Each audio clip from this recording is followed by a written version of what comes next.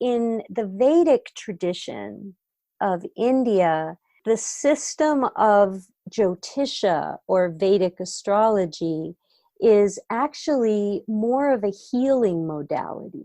And the way that it heals is by correcting the part of your mind that causes you to suffer. Mm. And that part of your mind that causes you to suffer is your self-perception, because your world appears before you as you see it. And science is catching up with this, right? This whole idea that thought is at the root of disease.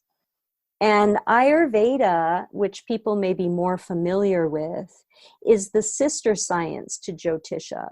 So Ayurveda is that branch of Vedic knowledge that deals with the body.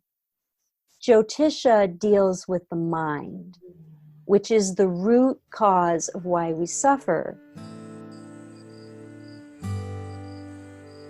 I'm Olivia Clementine, and this is Love and Liberation. Today our guest is Dr. Katy Jane. Named one of 75 yogis who are shifting the planet, Dr. Katy is a Sanskrit scholar, Jyotishi or Vedic astrologer, author, and yogini. Her mission is to help yogis align with their highest self through the Vedic tradition at the source of yoga. After earning her doctorate in religious studies and extensive studies in India, she's guided people from all walks of life towards living their highest life purpose. The author of Awakening with Sanskrit, Feeling the Shakti of Sanskrit, and Sanskrit for Yogis, she shared the technology of Sanskrit to help yogis expand their practice and teaching. She guides private clients to discover their life's path with the enlightening system of Vedic astrology. Dr. Katy currently resides in a small Himalayan village in India, where she facilitates spiritual retreats at Dunagiri Retreat.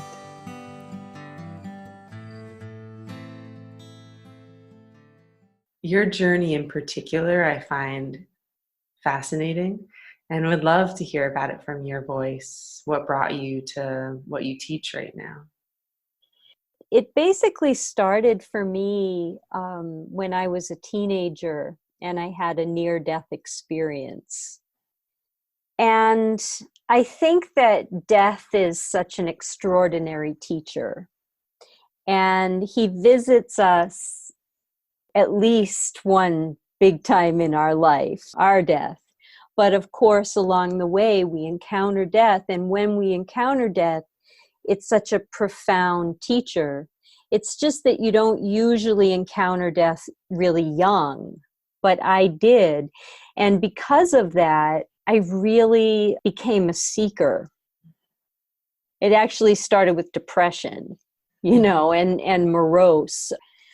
Because of that, my high school English teacher noticed my depression over this and handed me a copy of an autobiography of a yogi. Mm.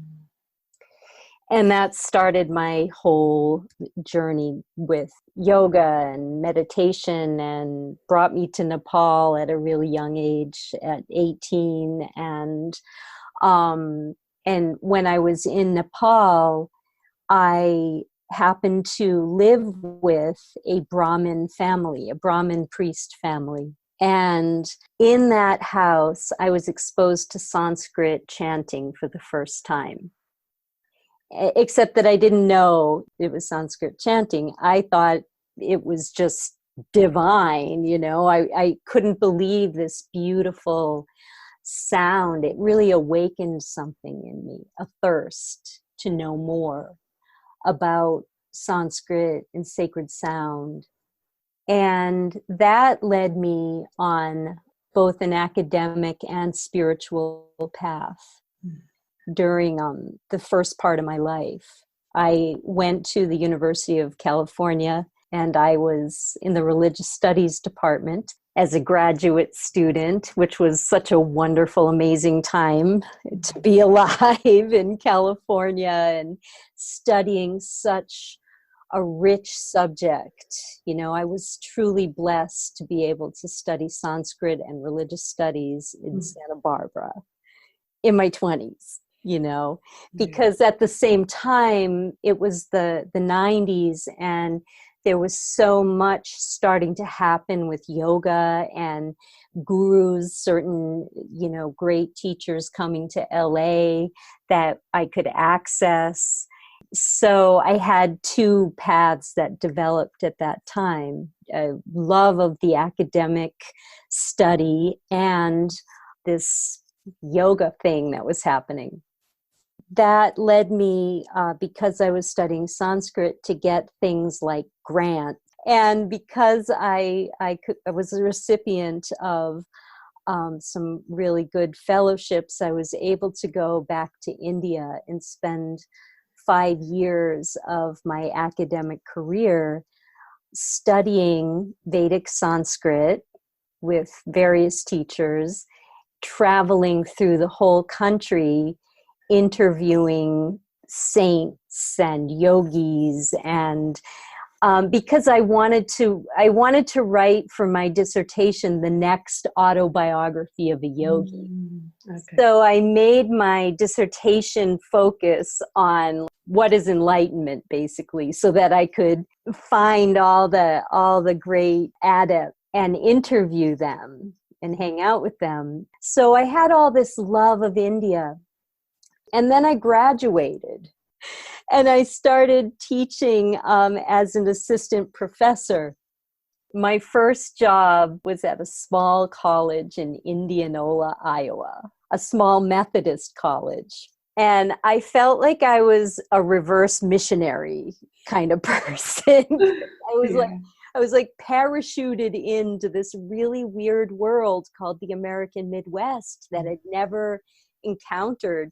And I was the Hinduism professor. It was a wonderful experience because of the exposure that I could bring to these kids. So it was worth it, but I wanted to do something that allowed me more freedom. I feel like I'm a pilgrim soul on this planet, you know, and I feel like I just wanted to have a more flexible lifestyle. And at the same time, yoga was exploding in the world. I joke with my family now that when I was a kid and I got into yoga, it was such a weird thing that when I would check out books from the library, I would take them home in a paper bag so that people wouldn't see the weirdness that I was into. There was a time when it just really blossomed into this incredibly popular thing.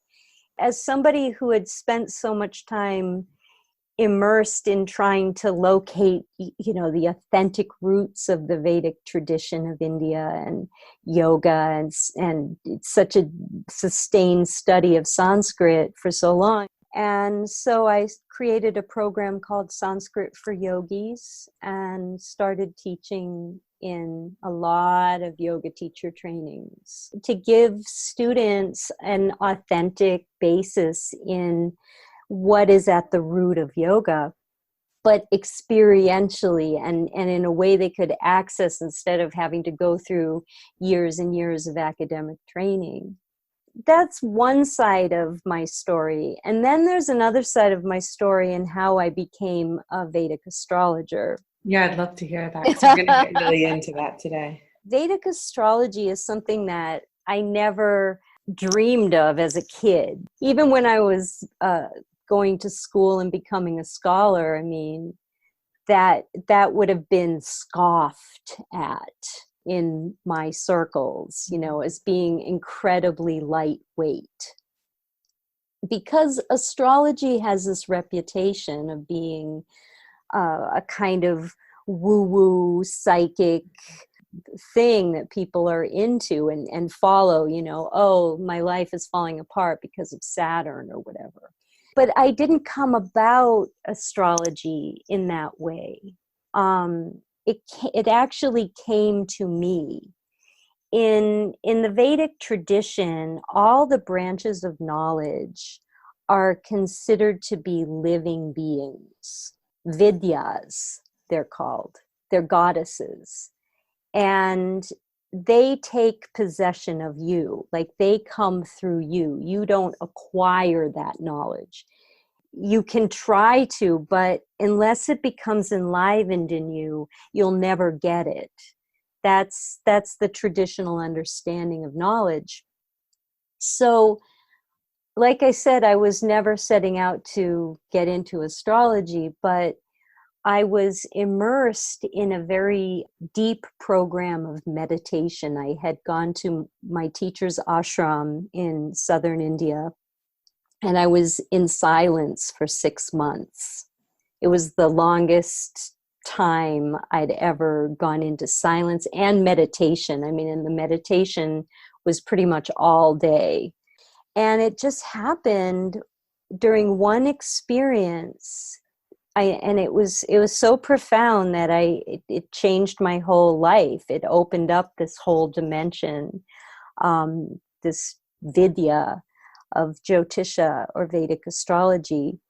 I felt at one point in this meditation like my head opened up, and my consciousness expanded, and a vision kind of opened, like a way of being able to see opened in my awareness.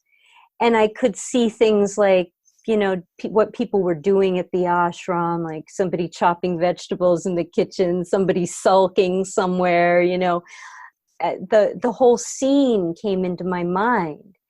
And it was really, really bizarre. And it's never left me, this awareness. But what started coming through that awareness was, Patanjali talks about this in the Yoga Sutras, by the way, in the third pada, the third chapter, this ability to know things from an a priori or a pre-conscious intuitive way. And that started to come to me from that state of expanded awareness. I started to be able to feel into this intuition space and know things from there. And Patanjali calls it prajna. Prajna, wisdom. It's kind of translated as wisdom, but pra means to come before, and jna means knowledge. So that which comes before the intellect. So as a scholar, I could verify my experience by turning to the text. That's where the Sanskrit really came in handy. Because I say, okay, I was having this experience, but is it an imagination? Am I crazy? And I could go and locate at least some understanding with Patanjali. So that intuition started to come to me, like I said. And people would come to me and ask me questions about themselves, and I could just know the answer. But that seemed really unscientific to me as a scholar. And so I really kind of put this on the back shelf of my life and didn't really pay much attention. And then when I got married, my now ex-husband was really into Vedic astrology. I shared with him this experience that I had had at the ashram. And he said to me, you really should look into the subject. It might really help explain things. And so I did. I started studying it as a hobby. As I studied it as a hobby, I got more and more and more fascinated with this incredible knowledge of self-understanding that these Vedic people possessed based on the stars. Yeah, will you say, because I feel like by now people are probably like, well, what is Vedic astrology? Right. Even just beginning with the Vedas. But the Vedas in India, it's hard to say like concisely what they are because they're so massive, but basically they are the vibrational code that underlies all of creation, that was heard and seen by these enlightened sages called the rishis or the seers. And they recorded in their speech. And these recordings are what are called the hymns of the Vedas or the Vedic chants, the Vedic invocations. But basically what they are the sound bites of creation that you can mimic in your speech and put yourself in alignment with creation. It's like, that's how it's the yoga of sacred sound, Sanskrit. So that's kind of a concise way of understanding the Vedas. But the Vedas have many branches of knowledge connected to them, branches of truths, you could say. And one of them is the science of astrology, which is the word that we have in English, which is so limited. Because when we hear the word astrology, we think, what's my sun sign? What's going to happen to me? Some fatalistic kind of thing that, even though 80% of Americans believe in astrology, I read some statistic recently. Yeah, I didn't realize it was so high. It's huge. It's huge. It's just, since Galileo, it's been poo-pooed as a kind of inaccurate pseudoscience. But in the Vedic tradition, the system of Jyotisha or Vedic astrology is actually more of a healing modality. And the way that it heals is by correcting the part of your mind that causes you to suffer. And that part of your mind that causes you to suffer is your self-perception. Because your world appears before you as you see it. And science is catching up with this, right? This whole idea that thought is at the root of disease. And Ayurveda, which people may be more familiar with, is the sister science to Jyotisha. So Ayurveda is that branch of Vedic knowledge that deals with the body. Jyotisha deals with the mind, which is the root cause of why we suffer. And that is the part of our being that gets most influenced by those around us. We're constantly being projected upon. The people closest to us, they're projecting their own version of reality, the society, the religion that we may belong to or not, but whatever's influencing, the media, all of it is projecting an assessment of value that causes us to get out of balance, out of alignment. Your mind is so powerful, and so it starts following that path that's pulling you away from yourself towards some false projection. And instead gives you a vision of your highest purpose, or what we call your dharma. What is your dharma? What is your inherent life's goal? What were you born to be? What gifts were you given? What lessons are you here to learn? And why? And all of that, they were able to, these Vedic seers were able to discern through relationship with the stars. And that's mind-blowing, because in our view, we look at the planets and stars as so far away from us, light years away. You can't even see with a telescope some of the stars that are in the zodiac. And yet they're intimate with us. And so what is it that's actually happening, if there is an answer to this, that allows that to dictate somebody's gifts in the world? I mean, I think we have to understand the Vedic universe is a unified field. So the basis for that is our fundamental connection to all points in space. And it's just the way that you're individuated as a wave, perhaps, within that unified field, is through your rising star. And somehow they could correlate this rising star, meaning the star that was rising on the eastern horizon at the time and location of your birth, that exact moment, indicates how the light of consciousness is going to rise within you. It's your gateway to knowledge. It's the way your psychology gets imprinted at birth. And you can see it in babies and newborns. They have that personality intact the moment they're born. It's amazing. And it has nothing to do with how they were taught or raised. I mean, that eventually colors us.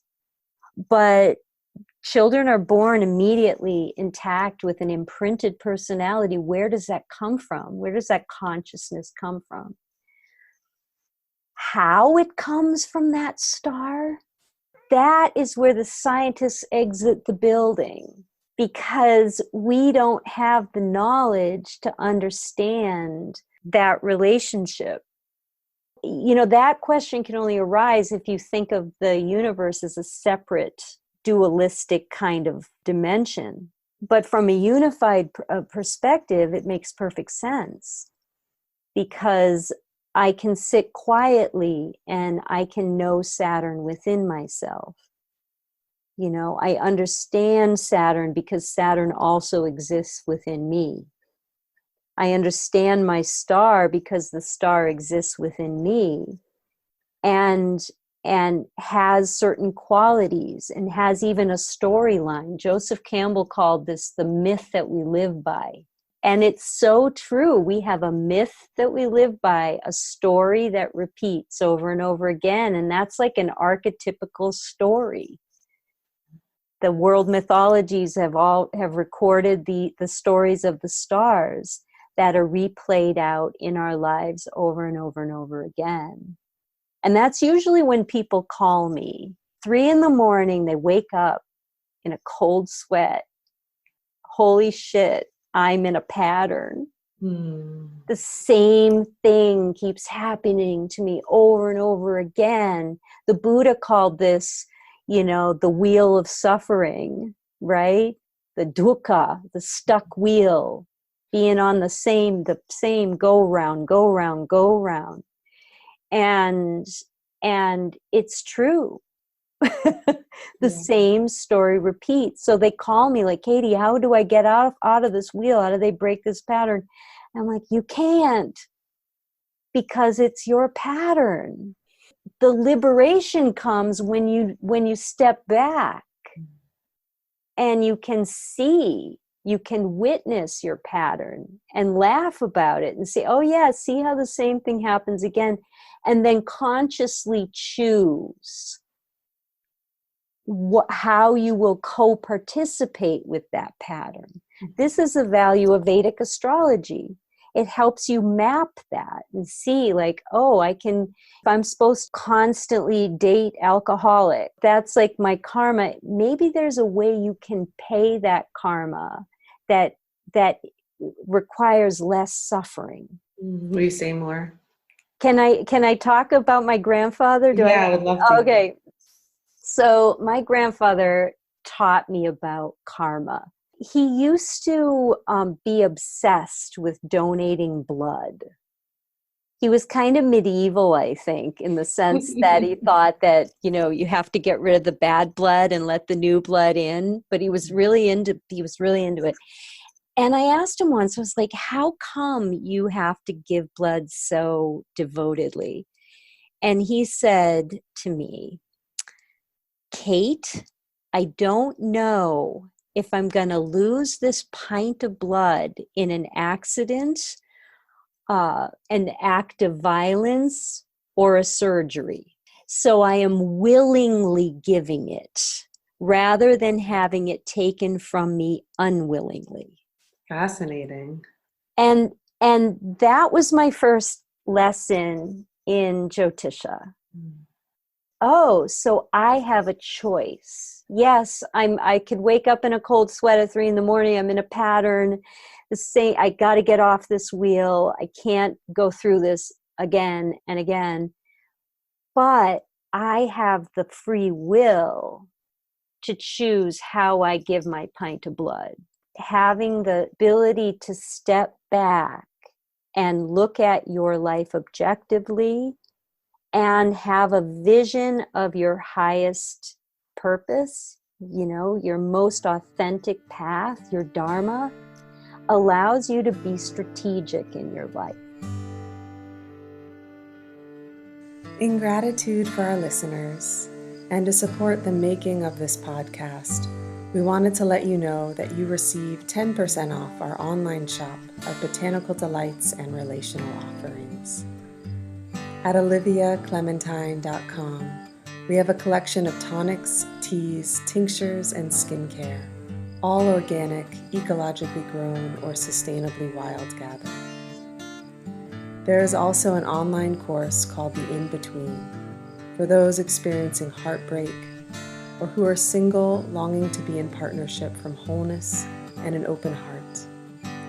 You can visit oliviaclementine.com and at checkout, enter the code LOVE and LIBERATION to receive 10% off your order. Thank you again for your support. Now back to today's interview.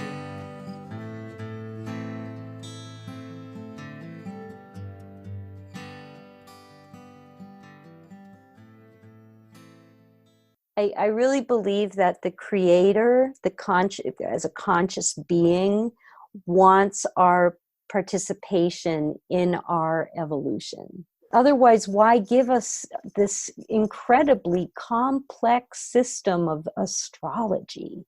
This is knowledge that's not meant for like ordinary horoscopes, superficial kinds of low-hanging fruit. But do you think for people that are in that moment of low-hanging fruit, maybe like it awakens them more to something beyond that, right? They like come being like, can you help me with this mundane thing? And then they realize, oh my goodness, my path has more purpose than what I had ever expected. Yeah. Oh yeah, for sure. Because it's a healing light. That's what Jyotisha means, to cast light upon, to enlighten. And the healing light comes through being able to witness yourself. Most of the time we're caught up in our story. That's what causes us the pain, because we really think this is happening to us. And then having your chart read, I believe, is one of these moments in life where you actually get to sit back and view yourself objectively. And that kind of split, to see from that perspective, that puts you in that deep part of the psychology that I mentioned causes us to suffer the most, our self-projection, our self-perception. So that's how it heals. And then, people are like, wow, this is all working out. And it's like, yeah, because you're able to drive from the captain's seat of your being instead of being tossed around by the wave of it. It's so beautiful. I can see just from what you're sharing how it would help parents and their children, and definitely help anyone that feels like they're being put in a box or they're putting other people in a box, to have some understanding of this other person from their gifts versus, there's so many labels out there, like they're bipolar, they're autistic. I don't know what's wrong with them. Oh yeah. It'd be such an act of compassion and awakening. Traditionally, when a child is born in India, the horoscope is cast at that moment. I like to think of that as the owner's manual that comes with that life. It's so helpful to understand, oh, this is the nature of this person. And how can I nourish the growth of that nature toward its best and highest expression, instead of what usually happens to us, which is that, the negative aspects get reaffirmed. Mm-hmm. And then we go round and round the wheel. It really comes down to self-knowledge. I've looked at this from all angles, and I really concluded that first you awaken yourself, and then everything becomes easy, then you can navigate all the other aspects of life, including your physical health. Yeah, I totally agree. Would you share just a little more detail about the 27 planets, how it works in that way, like what you're actually looking at when you're looking at somebody's chart? Inevitably, when somebody has their chart read with me for the first time, they'll wonder, what is the difference between Vedic astrology, and usually people will say, and normal astrology. But by normal astrology, what they are referring to is modern Western astrology. And that's a really huge subject, but it essentially boils down to a difference in casting the zodiac. In the Vedic tradition, the zodiac is cast according to 27 fixed star constellations. Or you could say 27 personality archetypes. So I like to say that there are 27 types of people that are living amongst us. General outline, general categories of people. Of course, there's lots of nuances within that, varieties. But each one of these stars in the Vedic zodiac, I don't know how they discovered this. Like either, like I said, these ancient seers, these rishis, the ancient Vedic astronomers who codified the system, they assigned particular qualities to each of these 27 constellations, and many, many different qualities, innumerable qualities, and innate powers. Each one has a particular life force, or Shakti, we say in Sanskrit. It has an animating force. So your rising star, which one of these 27 is yours, is based on the star that was rising on the eastern horizon at the time and location of your birth, right? Your rising star. That star gives you that animating power. It's like the one thing about your life that you can always, always depend upon. Never, ever fails you. And it's usually the thing, it's so interesting, I find with people, it's usually the thing that they doubt the most, about themselves. Gosh, why is that? I don't know, but it's but you see that pattern. It's a thing they don't believe. It's a thing they don't believe about themselves. But then that's the healing, that's the correction. But no, this is, if you examine your life, the thing I love about Vedic astrology is it's not based on belief, based on suggestion and verification. Does this relate to you at all? And then you look at your life and see, okay, does it or doesn't it? And I always say to people when it comes to this thing that they doubt most about themselves, I'm like, okay, now look at your life. Hasn't this always been the case? It never fails you. And just knowing that allows you to enhance it. So in any case, that power is also connected with each one of the stars, the particular animating life force, and a storyline, a myth, and a deity, a particular archetypal divine character that you tend to embody, or that tends to instruct your life. And a goddess. And so it's like, it's so rich in symbolic meaning. And this is just, really a very bizarre thing for us where we sit. How do you look at a star as having so much quality? And you can only make that kind of conclusion if you see the universe as a living being. Each one of these star constellations is a living being. It's a feminine being, actually, animating life force. And so if you think of like the planets as living beings also, then you can form a relationship with them. And this is true in modern India too, as well as in ancient India. Relationship is everything. What is your relationship? But it's not just your relationship with your intimate other or your immediate family. It's your relationship with the entirety of the universe. What is your relationship with Saturn? How does he come to you? What's your relationship with the sun and the moon? And how do they form? How do they appear before you as your mother and your father? I mean, it's so rich when you see the world from that perspective. And it's also a way of understanding the human personality that is really mind-blowing. Yeah. And healing. It heals the fractured self.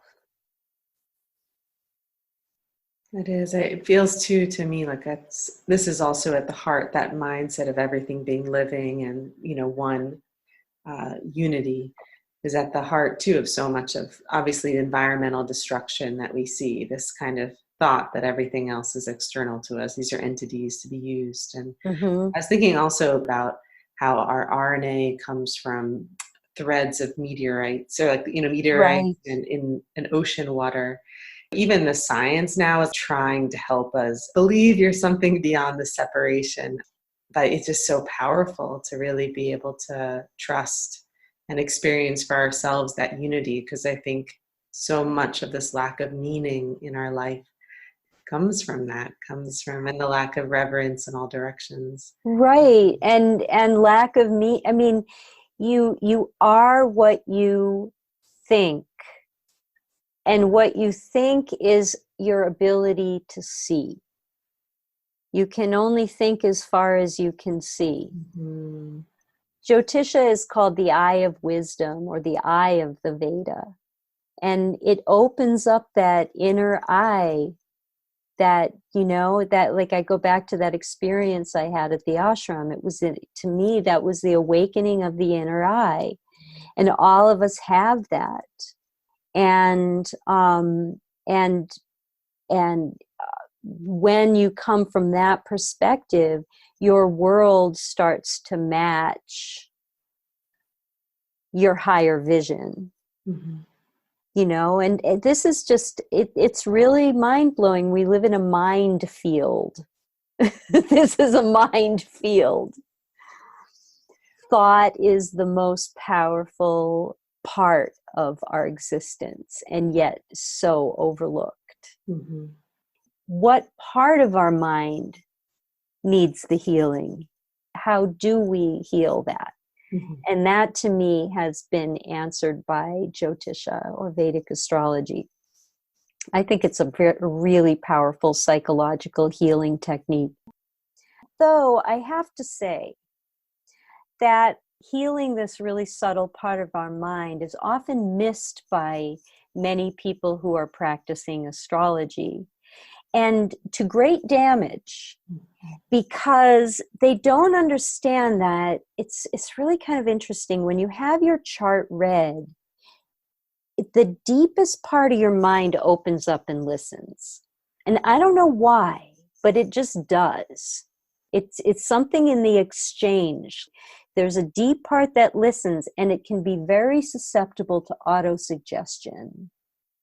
Like when I first had my chart read by a Vedic astrologer, Chakrapani Ulal, who's absolutely wonderful, revered. He's the guy who brought Vedic astrology to the West. He's passed away now, but he read my chart in LA when I was 20. And he said something, however, to me that I carry with me to this day. I don't remember hardly any of the other details, but this one stuck with me because of this auto-suggestion thing. He said, and she will never be happy in anything she does in life. And I was like, that deep, maybe if somebody on the street said that, or a friend said that, or my mother said that, or, I probably wouldn't hold on to it so much. Mm-hmm. But in that moment of exchange, it cut deep.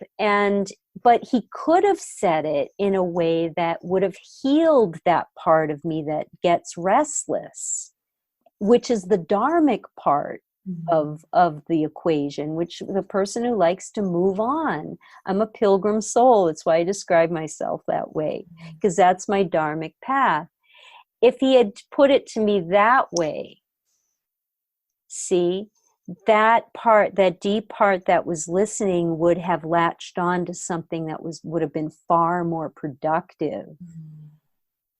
And I'm glad he did, because he taught me this way.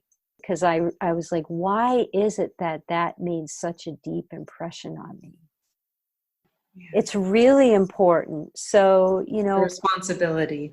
So that's, that is my response to like most astrologers, or that they understand this. And I think people do who really understand it as a healing modality. People say, well, isn't there something negative about my life? And I'm like, well, yeah, maybe there is, and you already know it. We want to look at what is your vision. We want to give you the vision of the highest possibility, because that's where you want to direct yourself toward. You want to understand how to ascend in this life.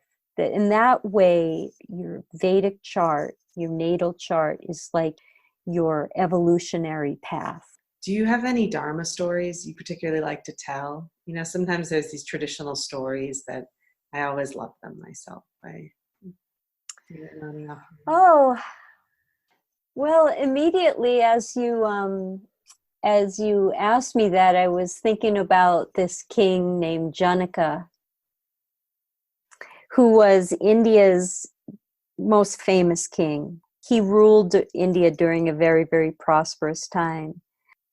He used to have this strange habit of walking around his palace courtyard at night holding a torch. His palace guard asked him once, Janaka, like, why are you doing this? And he said, to remind myself of how to rule my kingdom. To walk by keeping my eyes on the light only. Beautiful. Thank you so much. Thank you so much for having me. It was absolutely a delightful conversation. I got to talk about all my favorite things. Good, as it should be. Yeah.